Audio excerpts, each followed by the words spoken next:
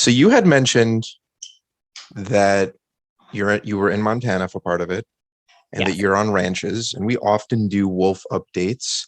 And some of those updates take place in Montana, especially recent ones, and they had a recent wolf hunt. Did you have any encounters with wolves or anyone speaking about wolves or getting anyone's kind of opinion about it? I didn't know if that's like a popular topic. I don't know if that's a big thing out there in the way that we read about it, or if that's anything that people talk about when they're on the trail. Is this a big thing that people talk about? The people who In the are news. tracking these things, they care about it. But when you think about what I guess the narrative is for ranchers and hunters, that this would be somewhat big. I mean, there's this push to either conserve them or to hunt them, and for various reasons. So there is all of this lobbying effort around it. So is it a big thing for us out on the coasts? Probably not.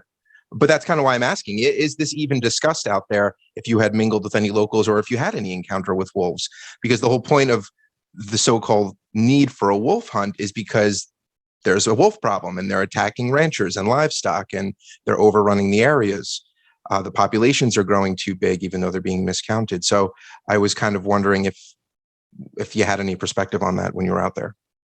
It didn't come up very often. I know there are efforts to sort of release wolves. So I think there was an effort in Colorado.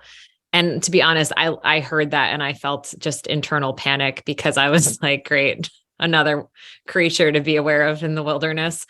But it didn't come up too often with ranchers or locals. Maybe just once where someone noted that it is a threat to the livestock. So they're concerned from that perspective.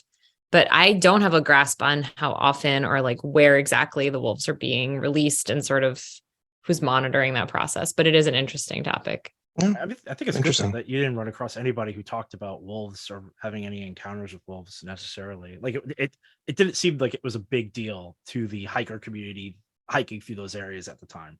I mean, it's such a good point because you have the lobbyists that are pro-hunt saying what a nuisance they are and a danger they are. And then you have these hikers who are going right through the wilderness, right through the ranches. And it's not this big thing on the trail where they're like, don't go this way, there's wolves, or so-and-so had an encounter with a wolf yesterday. You're out there for 144 days and it's kind of nothing. So it's just not the whole story, but it's a piece of it. So thank you.